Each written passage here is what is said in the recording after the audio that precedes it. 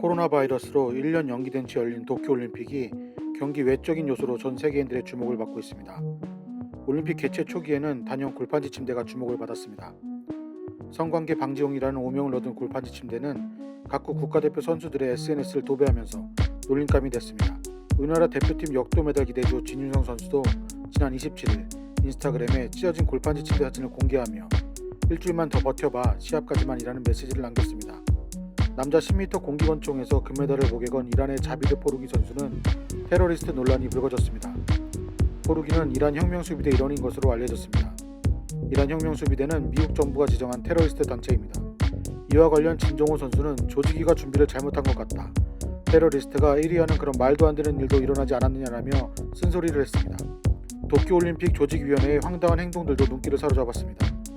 지난 26일 도쿄올림픽 조직위원회는 공식 트위터에 메달 깨물지 마세요 소용없어요 라는 메시지를 올렸습니다. 메달리스트들의 상징 포즈인 메달 깨물기 세레머니에 주의를 준 것인데 그 이유는 도쿄올림픽 메달이 폐 휴대전화 등 전자기기 부속품을 재활용해 만들었기 때문입니다. 조직위는 도쿄올림픽을 친환경 올림픽이라고 대대적으로 홍보해왔습니다. 보통 순금이 맞는지 확인하기 위해 메달을 깨무는데 금메달은 100% 순금이 아니기 때문에 깨물어도 자국이 남지 않습니다. 조직위에 따르면 도쿄올림픽 메달은 휴대전화 621만 대 등 가전제품 약 78,985톤을 모아 그 안에서 금 32kg, 은 3,500kg, 구리 2,200kg을 추출해 제작했다고 합니다. 도쿄올림픽은 도시락으로 주목을 받기도 했습니다. 대한체육회는 도쿄올림픽 선수촌에서 후쿠시마산 식사제를 사용한 식사를 제공한다고 밝혀 방사능 오염에 대한 우려가 제기되자 자체적으로 도시락을 만들어 선수들에게 제공하고 있습니다. 그런데 일본 관료들과 언론들은 이를 문제 삼고 있습니다. 하지만 우리나라 외에 미국도 자체적으로 도시락을 선수들에게 제공하고 있지만 그들에게는 아무런 항의도 못하고 있습니다.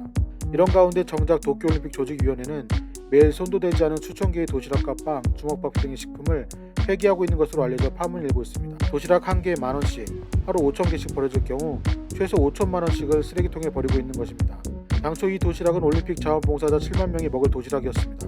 하지만 올림픽이 무관중으로 결정되면서 경기장 운영에 참여하는 자원봉사 수가 3만 명으로 줄었고 이에 맞게 조직위 측이 도시락 수량도 줄여야 했으나 그러지 못해 발생한 참사라고 합니다. 한편 도쿄올림픽에는 역대 가장 많은 성소수자가 참여했다고 합니다.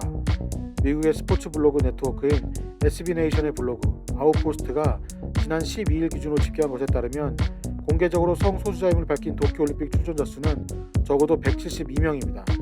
미래서울TV 오두환입니다.